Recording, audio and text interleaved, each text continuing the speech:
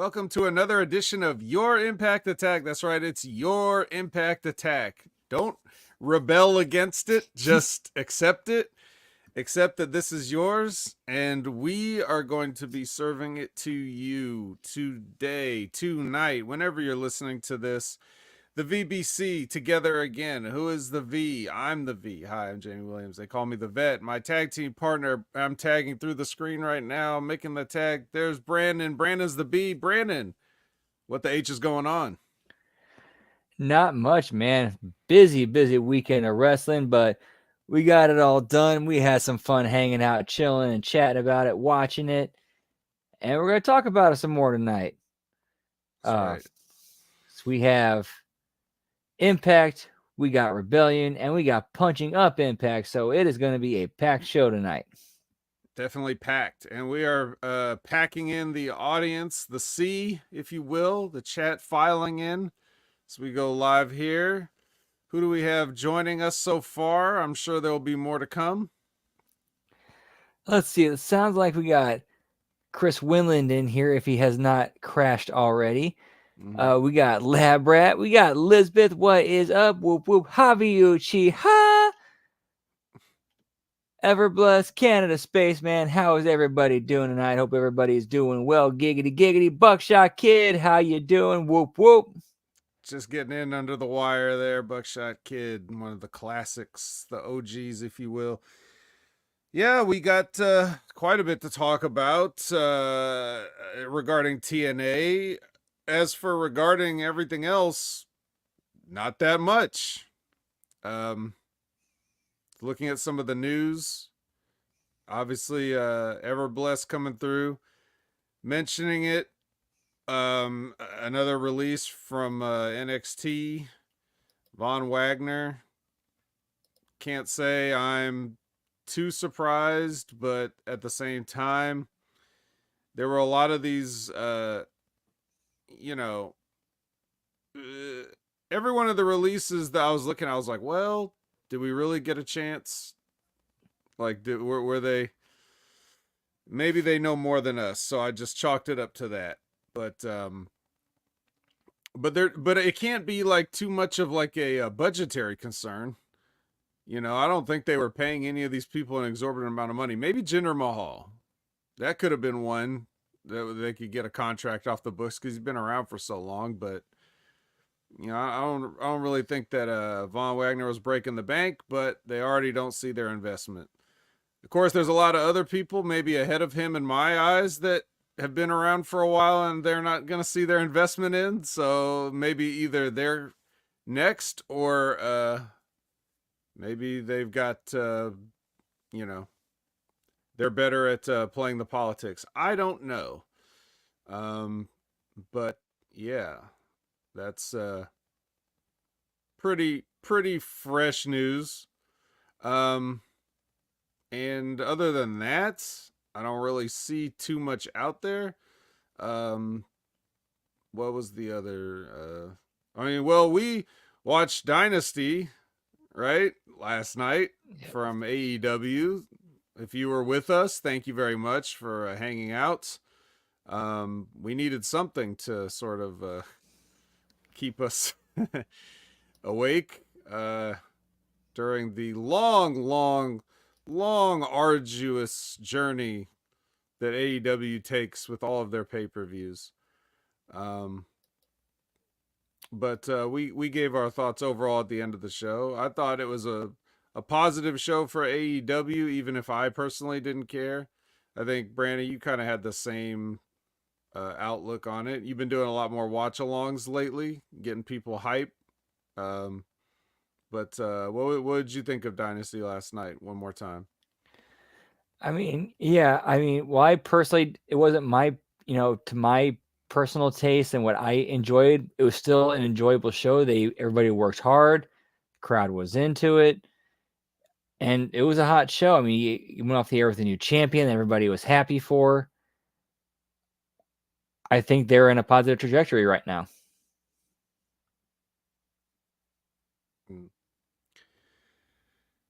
Well, and I can't comment on anything else, such as like the media scrum, because I didn't watch that, and I usually don't. But let's say Oh yeah, that's one of the big things coming out of the scrum, as Liz pointed out with the Ospreay saying he's going to retire. I think it was the Tiger Driver. Like I don't know, 91, 89. Who knows with these numbers? Yeah, I think 91. I think 91's the correct. 91's the year that Misawa did the. But yeah. Okay, great. So you retire the move. That's, you know. I wonder what is that? Is that only would he have um would he have done that, like, you know, retiring the move, if it had not caused such a controversy that time that he dropped Kenny Omega directly onto his head and neck? Like, would that even be a conversation point for him to talk about, I'm not going to do a move anymore? Or, Well, according to Kenny Omega, he was supposed to land that way. oh yeah, of course, you know. But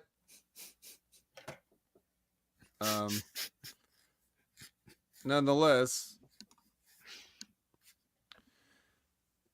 I think you see something funny there. You know, just like the ridiculousness of that comment where it's like, it's literally like, it's that thing where you trip and fall over and it's like, oh, I meant to do that.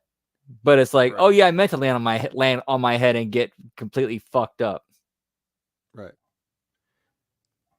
Yeah, the moves that a wrestler does in a wrestling ring are at least supposed to be representative of something that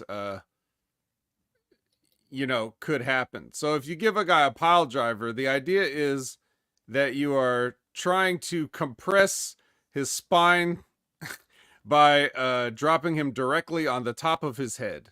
However, when you actually perform a pile driver, as a professional wrestler, you are not trying to do it. You're trying to make the people think you did it. Then, so therefore, if you actually just go ahead and do it, if you just do a real pro wrestling move, then, you know, that's the equivalent of you know, taking the lady in the box and just sawing her in half for a shoot. And that's not magic. Yeah, it's like, oh shit, you just saw that lady in half for real. Right. And then that becomes a different kind of show. And we should probably get the authorities involved. Did we just see a live snuff film? Yeah. And if that's what we're turning into, then I mean, we're joking about it because these guys aren't committing any murders, right? But every time you take something like where there is just no room for like artistry, you know, like if you just throw a guy down onto concrete or whatever, then it becomes, or if you're just diving off of things like as a stunt, then all we're seeing is just like, it's your reaction to a demolition derby as a fan, as a customer of the business. Like if you know, a demolition derby is different than like an auto race. Like there's skill involved in the auto race. There's you know, there's something there, but if you're just driving into each other, that's not the same thing. That's not art. That's just, you know, violence for violence sake. So you kind of have to ask yourself, so what is the business supposed to be then? What are the people buying a ticket to see? Right? Yep. And to address what Joseph is saying, I believe a lot of these guys have become convinced that they're invincible and they can recover from anything that they go through, whether it's going through glass, getting set on fire, having their, you know, bodies cut up with lawn equipment or whatever they get dropped on, having light tubes dropped on or having smashed into, or having a cinder block thrown at your face. Right. Not a worked cinder block, you know, like.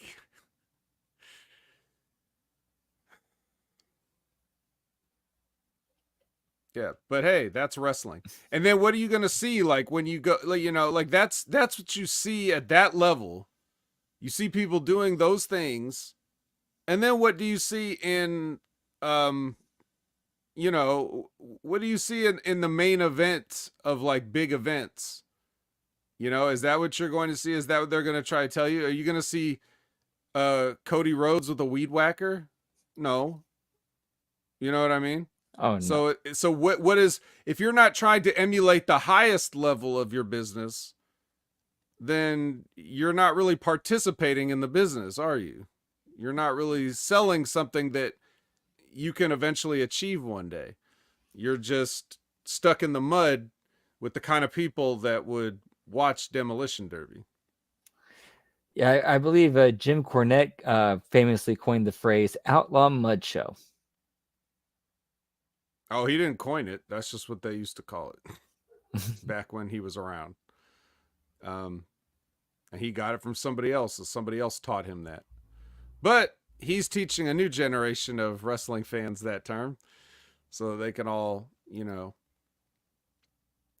even outlaw was just anybody that wasn't looked at as like part of the established NWA territories. You know, it anybody that was trying to run their own show was an outlaw mud show, even if they were trying to be more professional than, usually they weren't. But if you know, even if they were trying to be more professional than the established territories. So I don't know, man. Everybody's got to figure out like what their business is. But that's, you know, something we can talk about more as we go into the TNA review portion of the show, because this stuff will come up. Oh, that's one of the best parts, like laughing at people doing dumb shit. They'll never not be funny. Yeah, so Yosef asks, you guys watch Russo and Al Snow make fun of crazy shit they do in the ring every week on Channel Attitude, referring to Lions, Tigers, Bears ahead. And, you know, it's Al's prerogative to talk about whatever he wants. Personally, I wouldn't give those people any notoriety. I wouldn't acknowledge anything that they do. I would just spend my time talking about other things. But, you know, that's just me.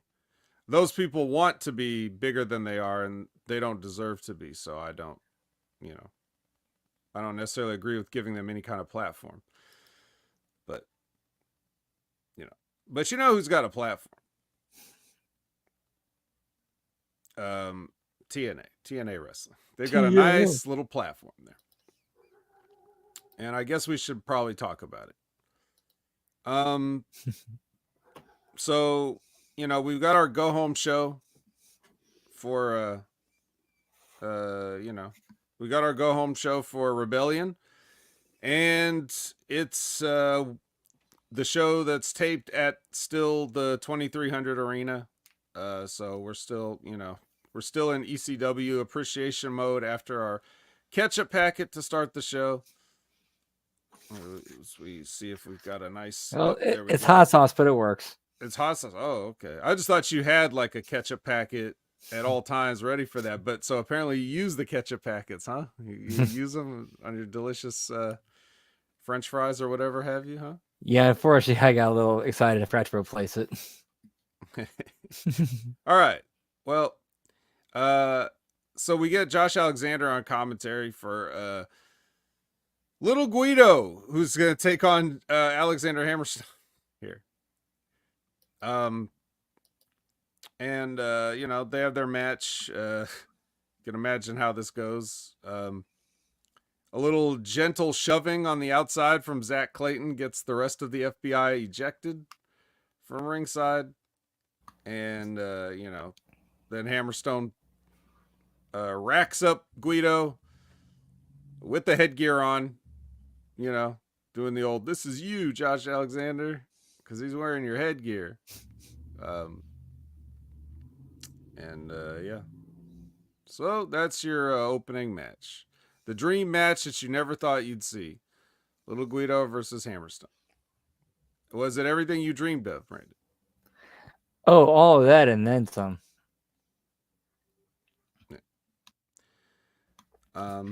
I will say I did like how Josh pointed out on commentary something that you had pointed out last week, where it's like it's just a headset. I can walk into any gym store and pick another one up. Mm-hmm. Right. Well, yeah, just like you can go into any WWE online store and get a championship.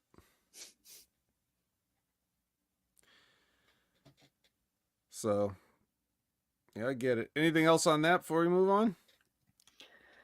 The only issue I had was where was it, like when the match was over, where was the rest of the FBI when Hammerstone was beating down Little Guido? Like, match was over, nothing was stopping them from coming down to help out, their mentor. Oh, yeah. Well, they were already on their way to, get a pizza or whatever that is that, you know, Italians do. I don't know. Media M5, what do you think? What do you think they were doing? Yeah. All right, well, we got a huge announcement next. And that is that Ash by Elegance will be at the match for the TNA Knockouts title in a VIP section. And then Zaya Brookside comes in and announces that next week she's going to get a rematch with Ash on Impact. So we get the rematch with Zaya and Ash next week. Is that exciting? If they would have done this the right way with Zaya Brookside not being so like whiny and complaining about how, well, you cheated. We're like, okay, you got one over on me. You did what you did. So I went to Santino and I got a rematch. Oh, and by the way, it's no DQ. Hmm. Okay. What'd you think of Jordan Grace's promo from the airport? I mean, it wasn't really special, wasn't really much, but it's, set up what we would later see during her match with Steph Lander at Rebellion. So as far as accomplishing business and getting done what needed to get done, it did it. All right. Well, next we get LSG versus Joe Hendry. No, LSG is not Levert Sweat Gill, the R&B super group, but instead it is whatever this guy's name is. I forget. None of it is really. I don't think anything in his real name starts with L, S, and G. But it's a guy that used to be in a tag team with God, what was it? Ring of Honor. They were called Coast to Coast. It was Shaheem something. Were they managed by George Norrie? I don't recall. But anyway, yeah, that guy. Well, whoever that guy is, he faced Joe Hendry here. Didn't last long. Quick standing O. You know, that's it. Any thoughts on that? Nah, just a quick get over match for Hendry going into his match with Rich Swann at Rebellion.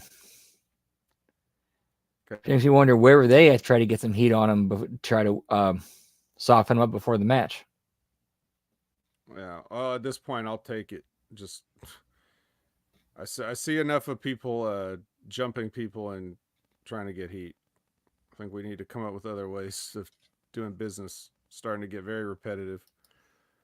Long Motor City Machine Guns package. Oh yeah, we'll get to that when we get to Rebellion.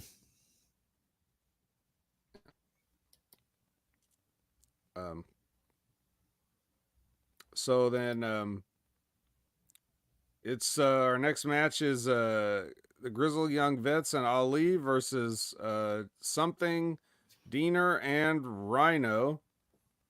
Any thought on this?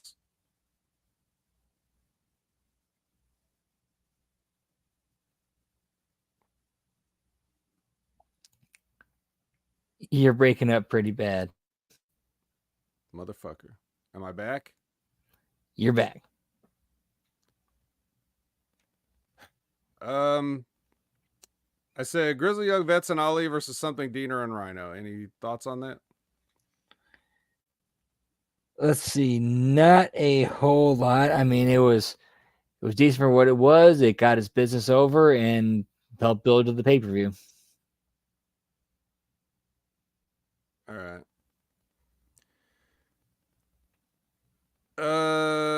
Yeah. All right. We got a 450 on Diener for the win. Burt Macklin promo with green light and music underneath. Eric Young has a conversation with himself. What do you think about this? I mean, it kind of follows the same kind of logic as the Hulk Hogan Warrior in the Mirror promo. It's like, okay, this is clearly in his head, so how can we see what's going on in his head? It must have that NXT technology that allows you to broadcast people's dreams. They're notorious for that. Yeah, well, this is stupid. It's fucking stupid. I'm tired of Eric Young and all his fucking not Eric Young specifically the person, but whoever, all of his stuff that gets produced with these, again, the film school dropout. Oh, I'm gonna make my artistic mark on this, cinematic presentation. It's gonna be cool. Oh, he's talking to his old self, the Casey Jones hockey mask. Great. And we see more of this during Rebellion with Jonathan Gresham. No, we see more of this during this episode with Jonathan Gresham because that's a little bit. Oh yeah. Oh, double dose. Mm-hmm. Yep.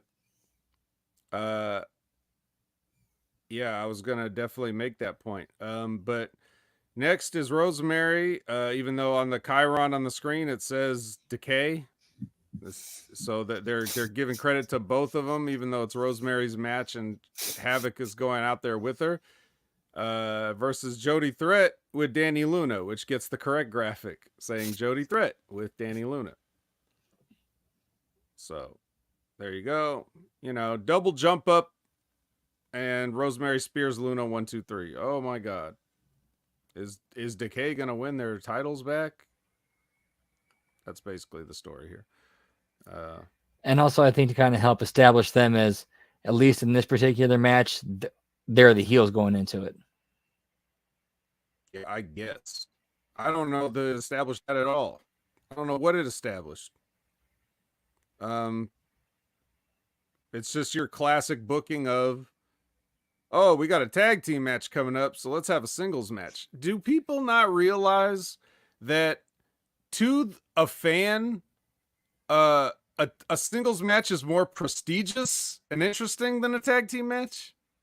Because the tag team matches, since there are no good tag team wrestlers or tag team wrestling anymore, and there are no good tag team divisions, and there's way too many sets of championships, the tag team match, as redefined by Vince McMahon and his booking in his era, is just an opportunity to throw multiple people in one match to get them all on TV at once. It has nothing to do with the actual match style.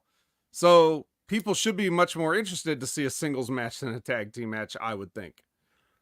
Or am I off base here?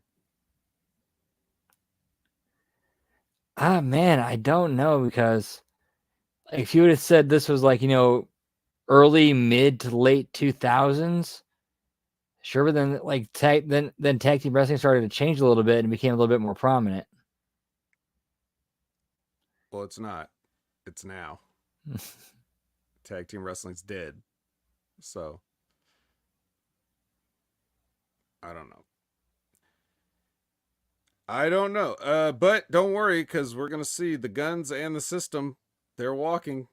They're later, and then we get Jonathan Gresham at his meeting of some undetermined meeting group where they're talking about their feelings and sharing. But he also has a meeting after the meeting with himself on a bench in a park, which can only mean one thing. A cameraman somehow got inside his head. Oh, well, yeah, I guess somehow it did. Complete with artistic horror movie flourishes. But it could all, I was going to say it could only mean one thing: a tag team with Eric Young. Think about the possibilities, dude. Two guys that can meet with themselves. Like, isn't that like a 4-on-2 handicap match situation for any tag team? Like, now can't they be overwhelmed? Two Jonathan Greshams and two Eric Youngs versus just two other people? Man, they could retire undefeated as a tag team. They could re-revolutionize tag team wrestling. Team Schizo. That's right. Let's not go there. Let's just have two people on the same show doing the same thing separately. Or let's have two teams show you how it's done. Motor City Machine Guns versus the System. Sort of your main event, sort of. What do you think of the match? It was a decent match. I mean, if this is the Motor City Machine Gun Swan Song, this is a good one to hang your hat on and say, all right, we went out on a good note. You won't be needed at our upcoming pay-per-view. Please fuck off. What's next for them? What do you think? According to some of the reports I've read, apparently they've already, it's just a matter of dotting the I's and crossing the T's, and they're on their way to AEW. Oh, okay. No. Good for them. Yep, hopefully they can, get a few years there and have a few matches, have a good time, make some money, and then right off into the sunset and retire. Yes, if wrestlers ever really retire. Very true. Just ask Terry Funk. Yeah. Yeah, the Planet had to retire him. So the finish is Lish does a jump up. Yeah, we haven't seen that already. We saw a double jump up in the last match we had, but Lish does jump up, roster party. Okay, your real main event is Dolph Ziggler with a trucker hat making his way through the people. And as I am typing on my notes, he's making his way through the people Sandman style. Someone hands him a kendo stick and beers. So I was like, oh, okay. Okay. Thankfully, before he can say too much, Moose cuts him off. And I was like, okay, good. That's better. Until Moose actually lets him speak. And then he actually does invoke the name of Dolph Ziggler in his part of the promo. But then they play Ziggler's music as Moose holds a belt at him. The classic belt hold. The positives of this was that it was Moose. The negatives of it was that Dolph Ziggler was talking again. And I know it's part of my gimmick to just not be into whatever Dolph is doing.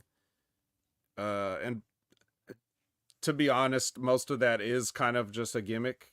Like, I don't really actually have any animosity towards Nick Nemeth or anything like that. But I do feel like his babyface TNA persona and him doing these promos is really just like a lot of trying too hard, putting himself over stuff. I know he means it. Like, I know he really thinks everything that he says. So I know he's sort of being honest. But all of that is just, the stuff a heel would say, basically. But what'd you think? I mean, whether it's a match or not, main event Moose. So that's good. No, I thought it was decent. And if they're going to go in the direction of Nick Nemeth winning the title and slowly becoming cockier, more arrogant, and as the fans started turning on and leaning into that, I think he could have made a decent heel champion. And then he all of a sudden he has a nice heel run, and then the company turns to Moose like, "Hey, we kind of need you to put this guy down," and then you have Moose being the reluctant babyface. Huh? Well, that was the go home show. So, I don't know. Didn't really get me too excited. But it was all right, I guess. They didn't, other than, my personal opinions aside of whatever I thought of the content of it, really the biggest criticism I have is that you got two similar gimmicks that you're putting on the same show at the same time. That's like the big takeaway. Everything else is just, you know, whatever. But that I would say I would avoid. I wouldn't want two people doing a similar thing. So that's that. But perhaps you can, perhaps you can punch this up in a fashion that, may get us more excited to get into Rebellion and talk about it. Sure, let's go ahead and get right into that. Right. Alrighty. So we do our recap and our, at least this week, hot sauce packet. Hot sauce packet. Everyone is confused now. Not hot sauce Tracy Williams. He's not back. No, We're he's not not bringing even, him in for an open challenge or anything like that. nah, not even on the show this week. No. So you then go to our intro, Pyro and Ballyhoo, announce table, rundown card for tonight, talk about recent events and give their thoughts. We go to an end ring with Moose. Gorilla shot of Moose telling the system that he wants to go to the ring alone. Moose music and entrance. Moose promo. Talks about Nemeth's career and how he's never been able to break the glass ceiling. Cut to the parking lot where Nemeth is smashing the windows of the system's limo with a pipe. Ugh. Nemeth says that he plans on breaking the system before the night is over. Moose runs backstage. Then you go to our first commercial break. So we got a filmed crime to start the show.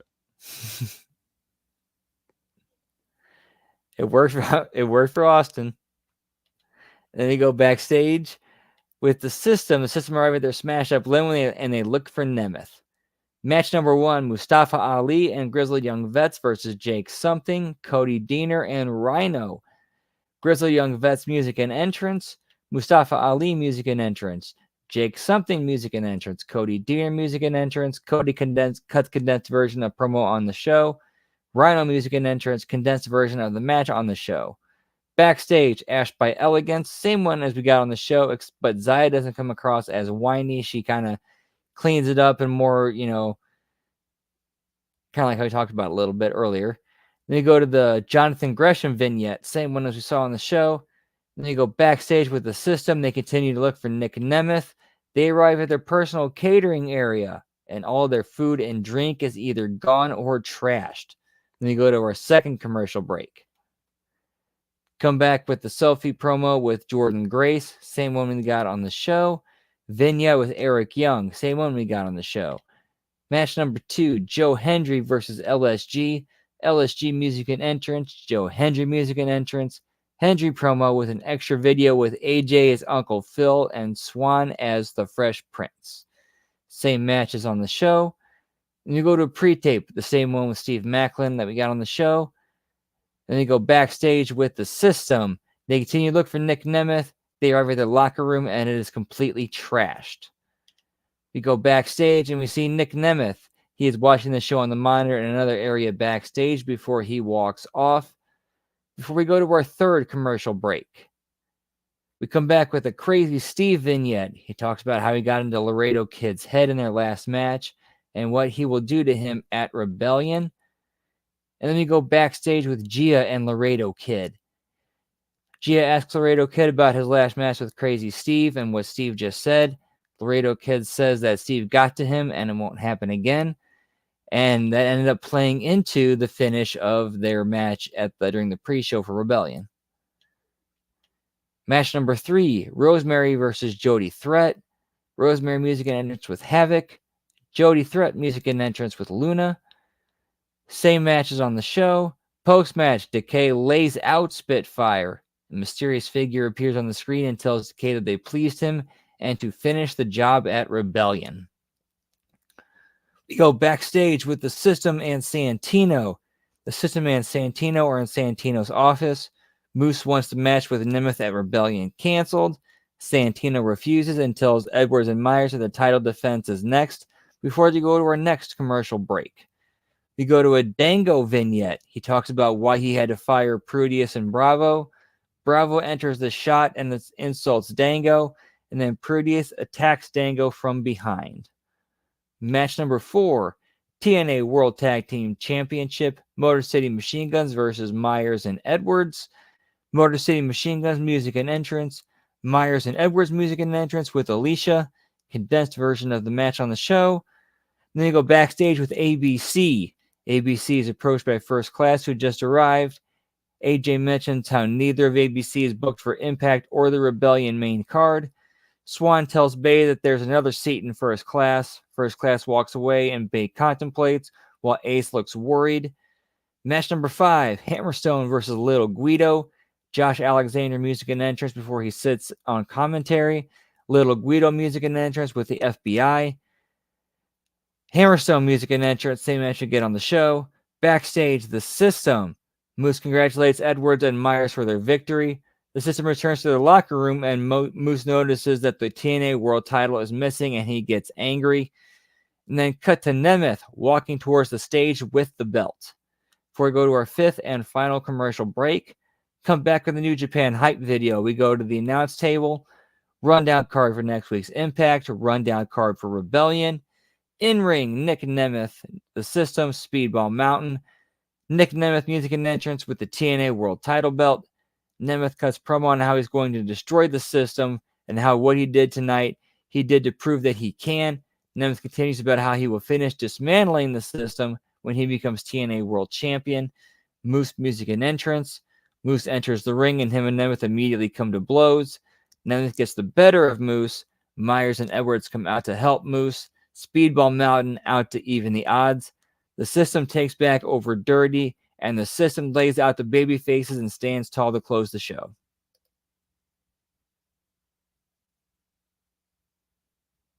Well, there you have it. So, rather than what they did, which was nothing, they just Moose held the belt at him, then you decided that we'll have some physicality ahead of the match, and multiple filmed crimes by Nick Nemeth. I would have added a scene where Santino tells Nemeth he's basically going to be working for free at that main event, so he better win the title. Because that limo window is coming out of your pay. All right. Well, are we ready to move on to Rebellion? The Great Rebellion. Rebellion, let's get it. Whoop, whoop. Let's get it. We got a nice pre-show here. It's the Rascals with Myron Reed versus ABC with Leon Slater. You may remember him. They got this is a match. Did you watch the pre-show? I did not, unfortunately. All right. Well, whatever then. But the main reason that you would want to see this, so since it's the pre-show, you could go watch it for free on YouTube, is Leon Slater hit something that was described as a Swanton 450 on Myron Reed, which it's exactly how it sounds, but it's really hard to imagine without seeing it. But he starts doing a Swanton, and then he just flips over one more time and hits him. It's pretty crazy. Might want to check it out if you're a fan of moves. Will Ospreay, top that. Bruv.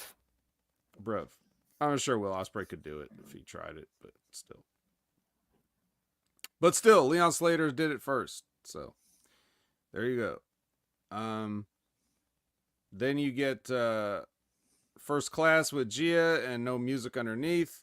He brings in this sort of an off-brand entourage. I don't know if they're anybody or if he just grabbed just the random people he found and claimed that they're influencers. But yeah, we got a group of people there. And then we get Laredo Kid versus Crazy Steve for the Digital Media Champion. For Digital Media Championship, excuse me. Laredo Kid will be on the top rope with Steve, and then he will bite Crazy Steve, and then give him the Spanish Fly. New Digital Media Champion. Congratulations, Laredo Kid. Let's see if you can do something with this Digital Media belt. Has anybody done anything with the Digital Media belt? I do admit to being I am guilty. I do not follow any of the people that win this belt on social media, so I don't know if they actually do anything with the idea of the title. I don't know if TNA does anything with the title, like perhaps they have exclusive stuff on their X or their Instagram or whatever where they spotlight the champion. I really don't know what they do, but to me it just seems like another belt that they have, and like any belt, they can contest it under whatever rule set that they want. I really just don't know what the point of the title is. Yeah, I always felt like always thought the original idea was this title's defended on like internet content, like whether it's on Twitter or their YouTube or pre-shows or just whatever, just not on the main show. But the champion and whoever is challenging them might appear on the main show to try to draw viewers to their web content to watch that match. Right. I mean, are you so like what are you can you just basically be the champion of Explosion? Like is that the you know how Raw and SmackDown have their own sets of tag team titles? Are you just the Explosion champion if you're the Digital Media champion? I mean, like really, what is the I don't understand. I mean, I think there's a way it could be done. You've got to figure out a creative way to do it and make it work and make it make sense. Well, they will never make it make sense. It's TNA, they don't know how to do that. But recently the WWE has done this idea with Speed of having matches on X that take place exclusively on X with 3-minute time limits, and they want to have a Speed champion. I don't know if they ever actually crowned a Speed champion or if they're still in the process of doing that, but essentially that would be like what I'm talking about. You're basically like a social media champion. Like of the 3-minute show that airs exclusively on X, you are the champion of that. Now, does that mean that you're going to be allowed to wear that belt on cable television broadcast shows or network broadcast shows? Maybe you're not allowed to. You can only wear that belt as the champion on your little 3-minute match. But even that, even though I have my own reservations about that idea, at least that's something like approaching a Digital Media Championship. This is just nothing. It's just another belt for some guy to have. So, like I said, congratulations to Laredo Kid, but ultimately, who cares? Did everybody get all that, or did I break up again? Now we got that. We're good. All right. Yeah. I can't tell because Brandon's just staring. Steph with Gia, no music underneath. Matt Cardona or not, she's going to be the new champion, and she hired the Good Hands to make sure. And then we get fucking Corey Trevor. Then we get Decay versus Spitfire. Spitfire comes out with Lars Fredriksson. Some of you may be saying, who? It's the lead singer of Rancid and like 5 other bands. I guess he's a big wrestling fan. He's friends with CM Punk, yada, yada, yada. He comes out. They hand him their championships to hold, and he kind of goes to ringside to manage them or whatever, or cheerlead them. Spitfire beats Rosemary with some weird burning hammer into a sit-out spine buster, something or other. Didn't look comfortable. And then after the match, Masha walks out on stage with her chain, followed by Lish walking out with Kendra. So they are, in fact, going to be teaming up. Todd Brantley says, good hands will provide me with great protection and get the job done for me. Said no one ever. Until Steph DeLander on this pre-show. She said that. She said exactly that. It's almost like you plagiarized what she said on this interview.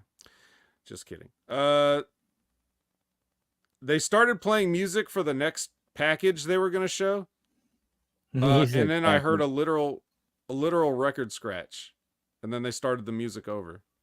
It's just one of many TNA production snafus. But I did want to include it. TNA, TNA, TNA. Yeah, just in case. I know I'm low energy and I'm not really providing a lot of details on these matches, but I do want to let you guys know that in my professionalism, I did watch this. And that's the kind of detail that you will not find anywhere else on the internet, that they had a record scratch during their pre-show. We got protesters. They're not happy about Jake Something being in the X division, of course. They probably aren't independent wrestling students from Las Vegas or future stars of wrestling. They're probably not those guys. They're probably real protesters. And they try to do a sit-in in the ring, and then Diener comes out, and then he says, it's not up to you guys what we get on the show. It's not even up to me what we get on the show. It's up to the people. So I was like, so wait, the show is up to the people? Like the content of the show or the booking of the show is up to the people? Well, then somebody should have asked me, because I would have said, well, let's put Moose on first and then I can skip the rest of this. But apparently it's not up to me after all. It's just Diener bullshitting. So, don't trust Cody Diener still, even after, just because he turned babyface doesn't mean you can trust him, guys. Okay. You actually have no say in how the show plays out. Although in TNA fashion, as he's cutting the promo, I could hear the mic go out in the house. Like I could still hear his voice, but it was getting picked up by the TV cameras, and the mic went out and then came back on. Much like my mic sometimes when the internet decides, whatever. But anyway, Cody Diener does wrestling moves to the protesters, and then he hypes the crowd up for Rebellion to start. And now we are starting Rebellion officially. No more free content here, unless you know which websites to go to. Palms Casino Resort in Las Vegas. They've been here before. They get a national anthem on guitar played by DJ whoever. The intro package shows, DJ Who? No, not DJ Who. He's with DJ Who Kid is normally with AJ Francis, except he got thrown in the trash and has never been seen again. But the intro video shows the system being stalked by Dolph Ziggler, and then they're unaware of it as they make their way through the streets of Vegas. There's a hooded figure following them, and he says, "Bleep the system." Well, he didn't say bleep. I mean, they bleeped what he said. You can imagine. Probably starts with an F. They're kicking off with Jake Something versus Ali for the X Division Championship. Free the system? Free the system. Yes, that's what Dolph. Free the system. That's what he said.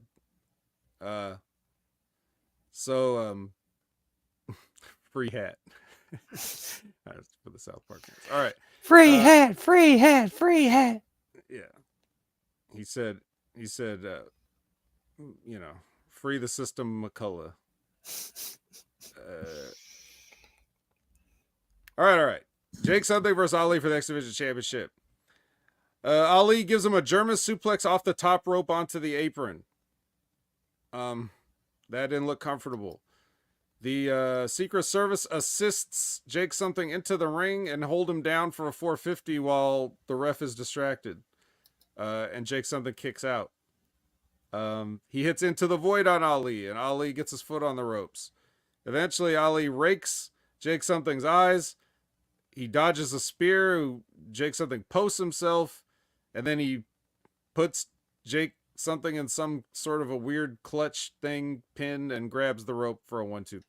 So he steals it, and there you go. The guys worked hard, a little too hard, especially with that top rope German on the apron. May I remind you, is the apron. Not a top rope German into the ring, which is bad enough. Jake something's career was just shortened by 3 years with that move. Brandon, what'd you think of the match? Other than some of the unnecessary dangerous spots, I thought it was a decent match.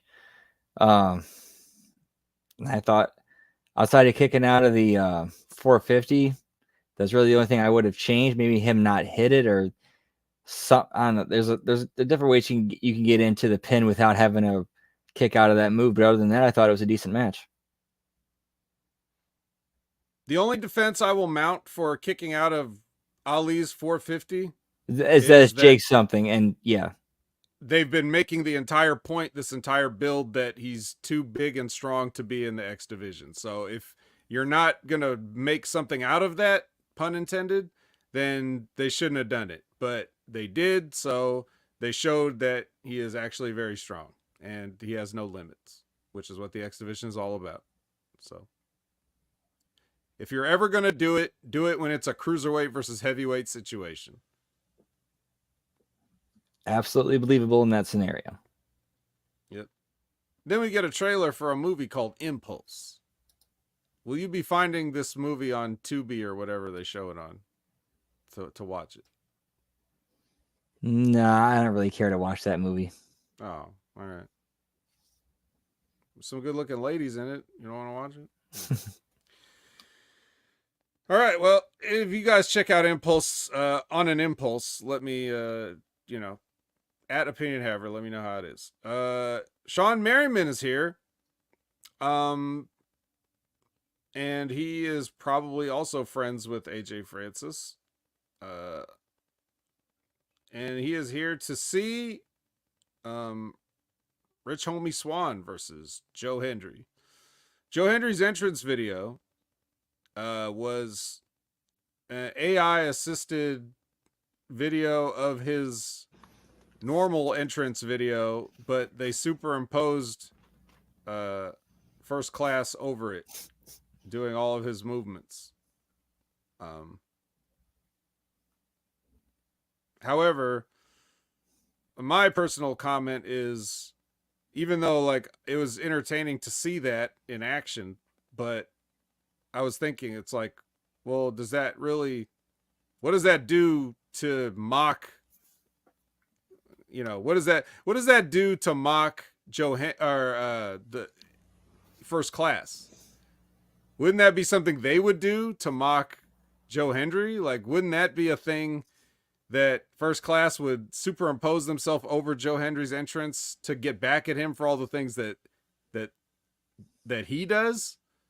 I didn't see how this was like a shot at them, but they were playing it up like they were mad at it. So, I mean, what was the deal with that? What's your take on that? Yeah, I agree with you 100% on that one. It felt more like just like, how is this kind of a clapback? If anything, he would have made like a parody video with his own entrance theme where change the lyrics to directly make fun of them and do something completely original and different, but set to the tune of his theme. Yeah. Well, whatever. It's the best I could come up with, I guess. So yeah, Rich Swann has a match with Joe Hendry. Now we're talking about a cruiserweight versus a heavyweight. So, whatever. The main point is that Sean Merriman gets into it with, I assumed that he was here with AJ Francis, but apparently they had a disagreement. And Sean Merriman hops the rail and he gets in the ring and he's not happy about any of this. And then the referee's distracted just long enough for the swerve when Merriman clotheslines Joe Hendry and Swan Frog splashes him. Oh my God. Oh my God. I can't believe it. NFL legend Sean Merriman. He's not on anything. Not B12, not Florida water, not advice, not climate change. He's happily retired. And yeah, Hendry ain't kicking out of this cruiserweight top rope move. Well, there you go. That was the match. For what little physicality Merriman did, it didn't. At least it didn't look bad. That's right. I wonder how many hours he practiced one clothesline.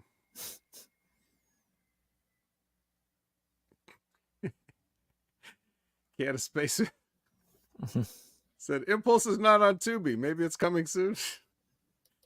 It's funny that for a guy that posts non sequiturs all the time, in which I assume he thinks is humorous, but he took what I said seriously, as if like I had any inside knowledge of what channel Impulse was going to be on or anything like that.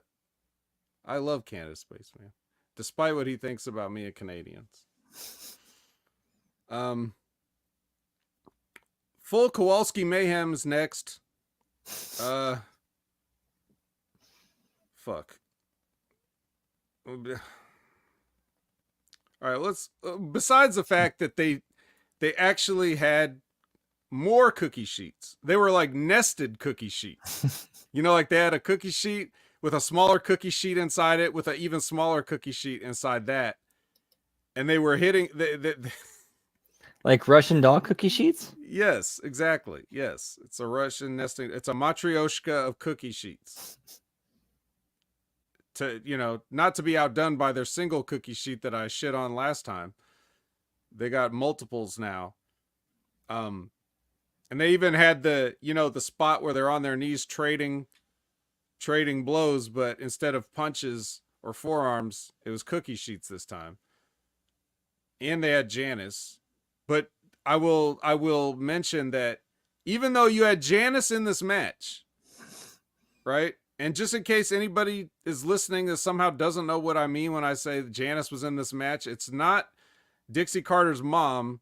It's just a 2x4 with nails sticking out of it that was named after her. But the cookie sheet on the knees spot came after Janice was introduced in the match. So it's not quite building up. But the only thing that really matters on this is they tried to do a top rope Spanish fly, which Laredo Kid already won a belt with earlier in the night, but these guys are going to do it. They try to do that through a table. They can't. Eric Young goes head first through the corner of the table, slicing his head open. And then whether that was the finish or not, that's where the ref counted to 3 and the match is over and Frankie Kazarian wins. Look, I've made quite a bit out of Frankie Kazarian, making jokes about him saying he bet on himself just to come back to this shithole, making bastardizing Killer Kowalski in the name of gimmick matches that he would have been ashamed to have ever even watched, let alone had his name attached to, and all this other stuff I've been saying and joking about Frankie Kazarian and his delicious tan and everything else like that. And at times, somebody like me has to feel that guilt of, you know, I sit here, I do a podcast, and I criticize guys that are out there doing it, or guys like Frankie that have been doing it for so long, or whatever. Like, you know, I feel that sort of guilt of like, who did I ever beat? Why am I, you know, I shouldn't be doing that. When I see shit like this, I feel vindicated. The guilt washes away. Frankie Kazarian, this should never have happened. No form of this. And it's Eric Young's fault too. Both these guys know better than this, and yet still we're getting it. So I don't feel sorry about anything I say. If the guys that should be setting an example are the guys that are being made an example out of with their own stupidity, then yes, I am going to be a guy that never beat anybody, that criticizes today's wrestlers. So there you have it. Eric Young could have fucking. He's lucky all he got was his head cut off. Well, I don't know. Maybe he did get worse.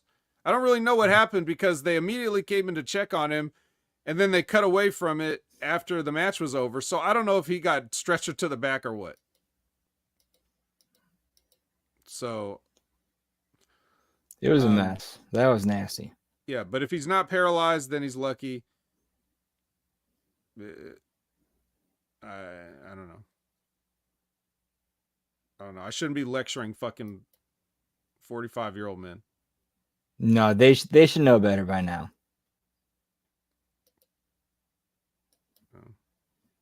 Anything to add on the match or anything else? No, other than like that finish, man. Oof. Yep. That was. No, Killer Kowalski's proud. I'm sure.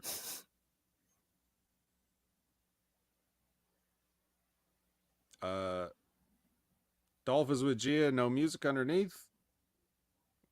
Generic wrestling promo. Burt Macklin, FBI, not full-blood Italians, enters. He's not on the schedule. He says all the demands for his new contract have been met except for one, which is he wants a match tonight. Santino says, hey, I signed a new contract, and he wants a match tonight too. And then Mike Santana appears. He comes through the crowd. Mike Santana from those one guys. You know the ones. LAX. Sorry, I lost it. Well, the new version, not the old version. New LAX. So we got the quote unquote impromptu Burt versus Mike here. Any thoughts on Burt versus Mike? Any thoughts on the signing? Any thoughts on the re-signing of Macklin, if that is in fact legit? I mean, decent enough match. Helped reestablish Santana. Give him a little, push going in before into Impact. We just got to see where it goes from here. As far as what's going on with Macklin, who knows? Who really knows? I haven't heard anything as far as what's really going on with his contract status. This could all be story. Who knows? But Brandon, he had a big piece of paper that had the TNA logo on it and his name in giant capital letters, Steve Macklin talent contract. That's not official? You tell me their contracts don't really look like that? Surely you're not telling me that. If it were Vince McMahon who specifically said he wants the contracts to look like that, then yes, I would believe that because I know he's crazy enough to do that. Okay. Todd Brantley says Danny Limelight from Wish. Just kidding. That's a fun inside joke from our watch along yesterday. But I would like to point out that the idea that anybody thinks that anybody's a Wish version of Danny Limelight in itself is hilarious. With all due respect to Danny Limelight. Like the idea that there's a worse version than him. And Santana is it. Santana, before he got on the gas, was a Wish version of himself. And now he looks like a wrestler. He does a spinning clothesline for a win. So another guy that probably shouldn't use a clothesline as a finisher. I think if there's ever any, if the system ever breaks up again or whatever, and Brian Myers needs a new partner, they can form a tag team of guys that shouldn't be using clotheslines as a finish. Whatever you want to call them. The clothesliners. Laundry day. Nothing clean, right? System with Gia, no music underneath. Gia's like, is Masha part of the system? I'm like, do you see her here? You idiot, Gia. And then after everybody else shuffles off, Moose introduces John Abraham.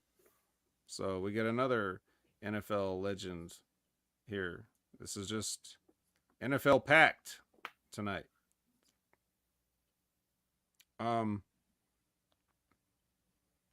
So I guess they probably played together at as Atlanta Falcons. I may have even played together as the Cardinals. I know they were both Cardinals later, but I don't know if they were on the team at the same time.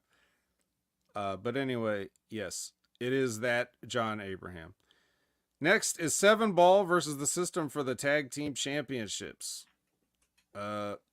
All I wrote down was after however many minutes of more than 2 guys being in the ring at the same time, we get the roster party. So, and still the System. Did you have anything to add? Not really. Just a really long match that we could have accomplished what we needed to in like 40% less time. All right. Well, I mean, come on, it's Rebellion, you know. Give these guys some time. They went long even though they had a match added with Mike Santana. All right. Next is the last man standing match with the Alexanders facing off. Another top rope apron bump. This time it's Hammerstone giving a top rope power slam to Josh Alexander. He of 2 neck surgeries. But I mean, it's cool. It's cool. No, Brandon, it's cool because Josh Germaned him back on the apron later. I mean, it wasn't off the top.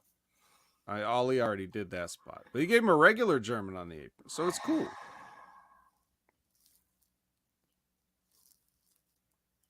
No, it's cool. I don't get what these guys are thinking. I really don't. Yeah. I like how his whole thing is like, hey, I come back from so much and I have a family. Top rope power slam on the apron. Or maybe thinking, by the time I actually need one, those hyperbaric chambers will be available for like someone like me to get a hold of. On your TNA salary? I wouldn't count on it.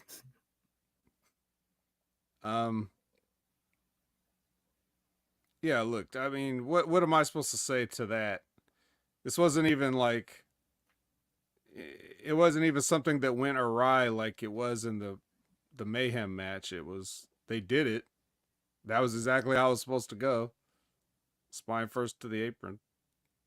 The only thing is, this is a guy that's had a bad spine, so it's I would expect to know better. I mean, I can understand Hammerstone wanting to do it to him, but you could just tease that and make it scary and then not do it. Could always do that. No one will ever remember it. That's the thing. Nobody's watching this pay-per-view. No one will ever remember this spot in the match if they do. The only thing they'll remember if they remember anything about this match is the finish. If this wasn't the finish, I don't know why you wouldn't do it. I would even have a long conversation about doing it, even if you said this is what the finish was going to be.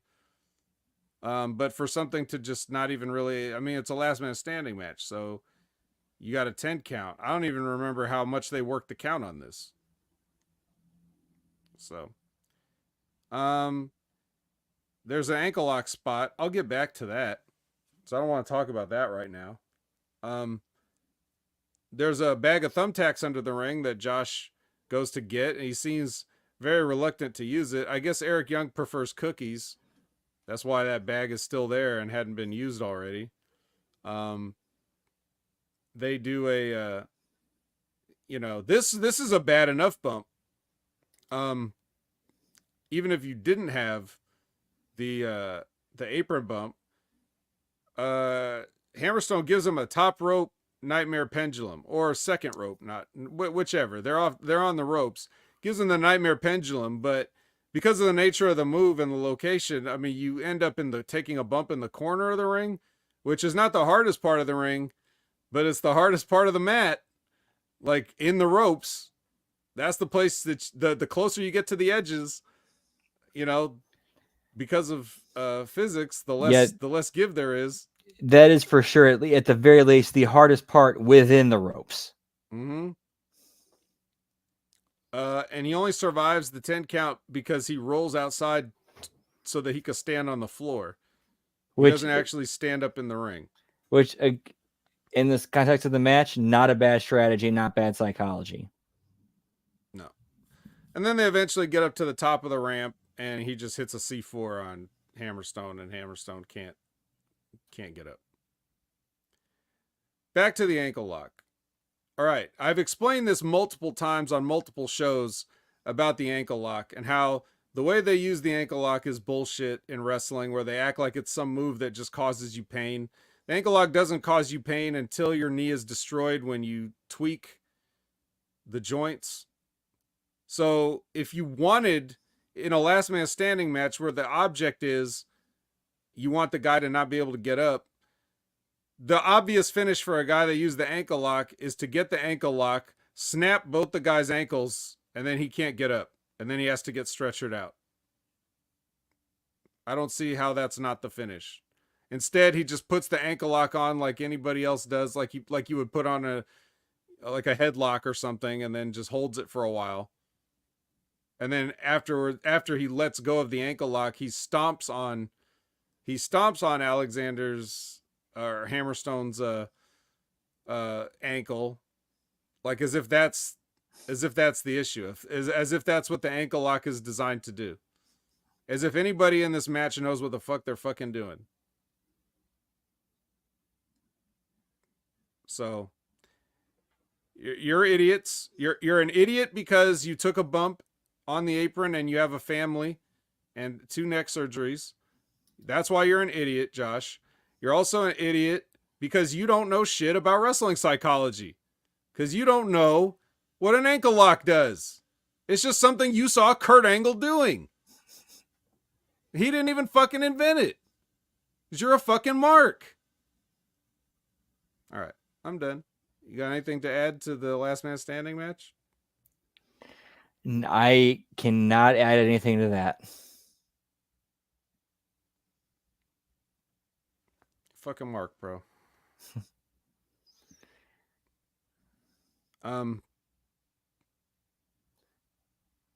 We get the part 4.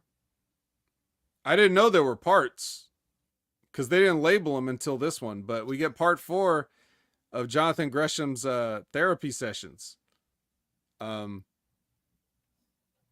so part 4 is called Resolution. And then after everybody leaves from the meeting, Jonathan Gresham's sitting at the table. And then he starts clutching his chest. And I was like, oh no, is this the heart attack I was worried he was going to have from all the steroids?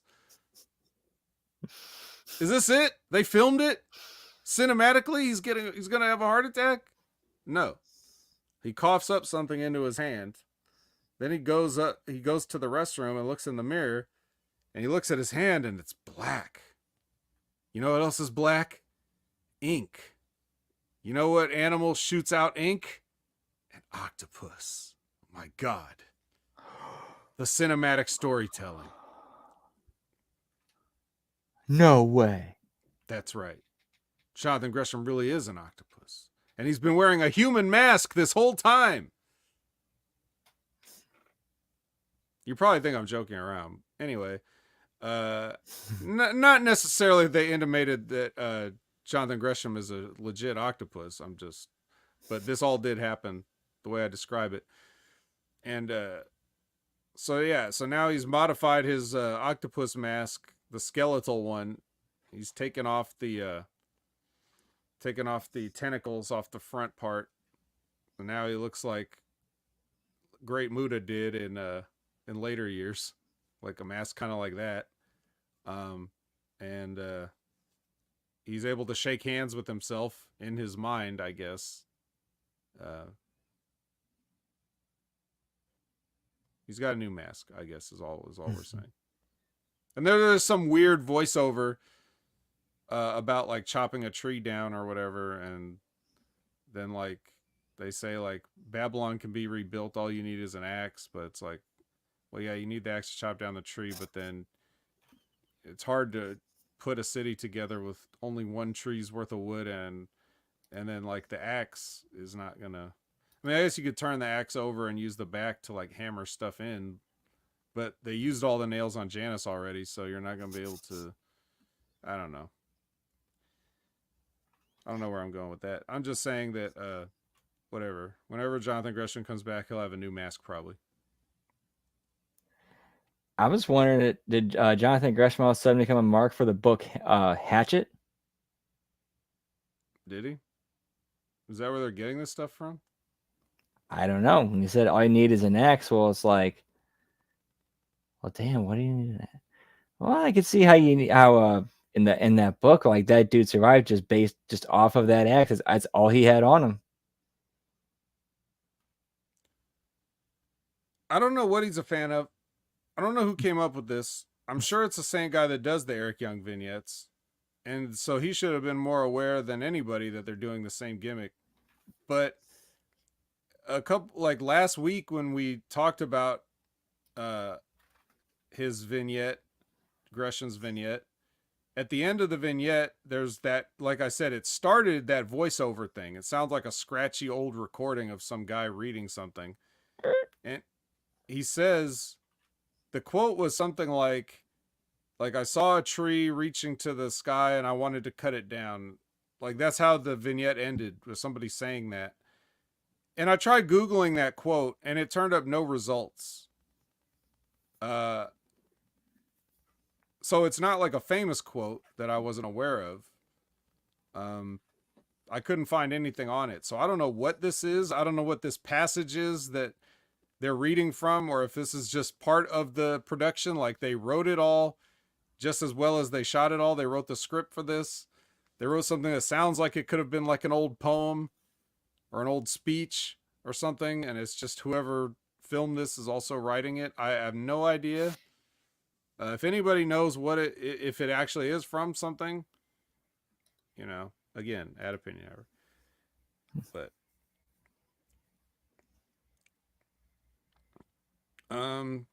Concierge brings Ash to her balcony seat for the next match with his Steph DeLander with the good hands versus Jordan Grace, the Knockouts Championship match.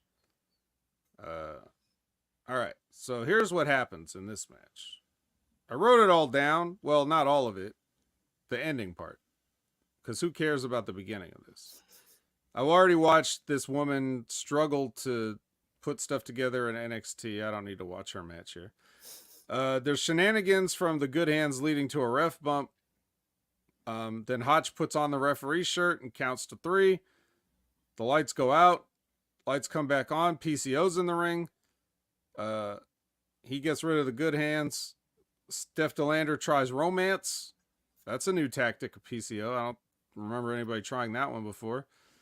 Yeah, that was funny how the announcers were like, she's trying to appeal to the one part of him that might still be human. Yep, his penis, but it didn't work. And Khan came out. She was going to get a choke slam, unless that's all still part of the sexual thing. Maybe she's into the choking. Khan comes out, saves her. And then Jordan Grace hits Khan with a low blow. But then the good hands come back in. And then all 3 of them just kick the shit out of Jordan Grace for a while, which is pretty funny, watching 3 guys, beat up Jordan Grace.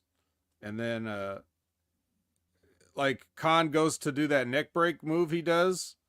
The Zeus neck breaker from No Holds Barred. And then the lights go out. And I think they were supposed to time it so that the lights go out right before he does it, but he kind of just did it. He kind of did the neck break move. And we saw it. So Jordan Grace should be dead because she's not PCO. Brandon might be dead because he keeled over. Yeah. Lights go out again. Sammy Callahan is in the ring. Fatter than ever. Hair more ridiculous than ever. He pile drives one of the good hands. He throws Steph DeLander in the ring. Jordan Grace hits a juggernaut driver on her. The ref runs down immediately upon the finish. And 1, 2, 3, still your champion, Jordan Grace.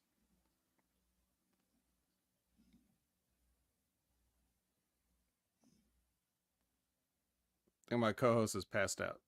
I don't blame him. It's actually just as terrible as I said. Or maybe he's having a Jonathan Gresham heart attack.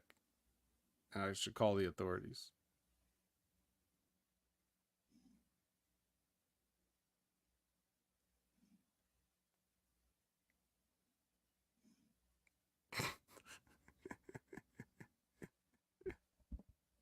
Brandon, wake up. Wake up, Brandon. What's up? You passed out. Sorry, it's been a long day. I apologize. All right. Well, let's wrap this shit up. Ryan and Don Nemeth are ringside to watch their son/brother get beat for the TNA title. The production truck missed Moose doing his jump up on the apron to thwart a dive attempt. Great job. Production's been on fire all night. Lish gets the system ejected. A power bomb on the ramp to Nemeth legitimately caused the loss of feed from one of the cameras because he kicked over the lighting on the stage and it hit a cord, and people were trying to fix it. Moose tried a couple of different moves that involved him flipping that just didn't work out. Even the spear that he hit looked like they wanted to do something else. Yeah, that spear looked. That was a bad finish. That's what I do remember the most from this match was like that finish looked so bad. Yeah, the finish looked bad.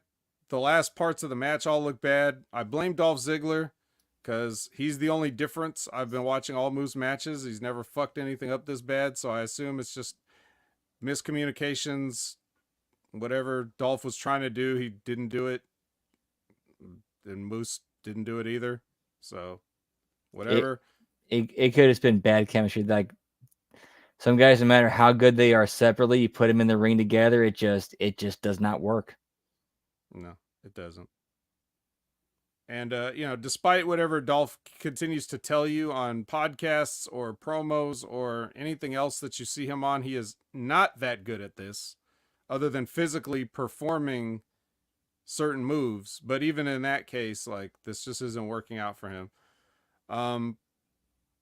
So, yeah. Then the lights go out again. And even Tom sounds kind of annoyed. Like, lights out again?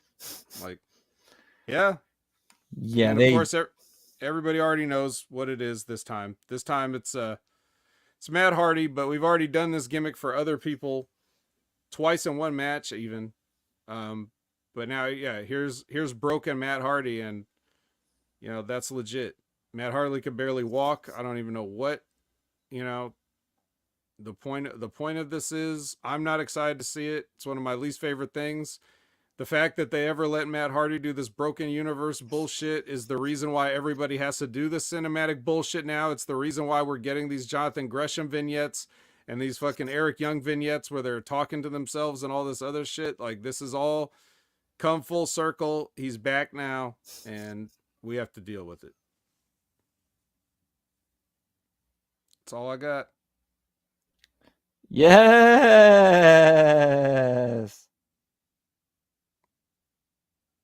It's too bad the house mic couldn't have failed on that part too.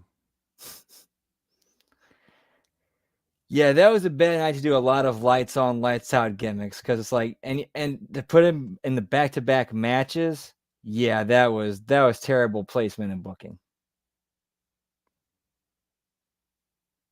Yep. So everybody can talk to themselves and project their mental images into cinematic packages, and everybody can just turn the lights out, come back on, and appear. So we got magic, we got other magic. TNA is magic. That should be their tagline. So, and it's another show that ends with Moose winning, but then somebody getting heat on Moose, like, at the end. Like, there's just no Moose celebration. No chance for a Moose celebration. One day, maybe he'll defend this title and get to just celebrate in the ring with nobody making a debut or anything. But like I said, until the Moose action figure releases with his little tiny TNA championship, they got to keep the belt on him. That's just good marketing. But Yeah, 'cause how much sense would it make to release a Moose action figure with the belt and he's not the champion? yep. I can see them doing that, though. I could see them doing that. They're like, well, we have no idea when this figure's coming out. So we can't wait for them. Plans change. But there's not one person in this company, not one, not even one, that I would even entertain the conversation of talking about beating Moose for this championship right now. Nobody. Not fucking Matt Hardy. Not Sammy Callahan. Not Mike Santana. Not any of the returning guys. None of them. Certainly not Josh Alexander, the dumbass. Not Alexander Hammerstone, who can't beat the dumbass. Nobody. Moose should die the champion.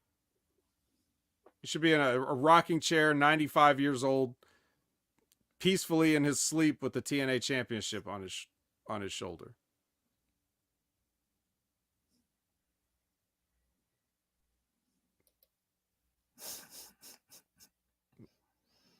Yeah.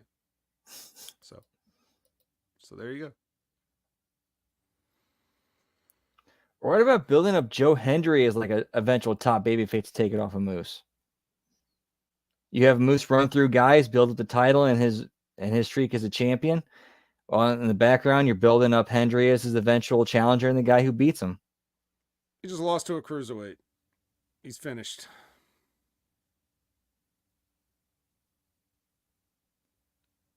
That's it. I used to like Joe Hendry. The act has gone stale. So that's it. Oh, Buckshot Kid makes a good point. Only Moose can beat Moose. So if Moose can have a match with himself the way Eric Young and Jonathan Gresham might be able to, then you could switch the title and put it on Moose. But other than that, I just don't see it happening. Not with this cast of characters, and not with 85% or 95% of the people that are available, or even in other companies as champions. I wouldn't put Cody Rhodes over Moose. So I legit would not put it past this company for Moose to put it on an alternate personality of himself in a cinematic match.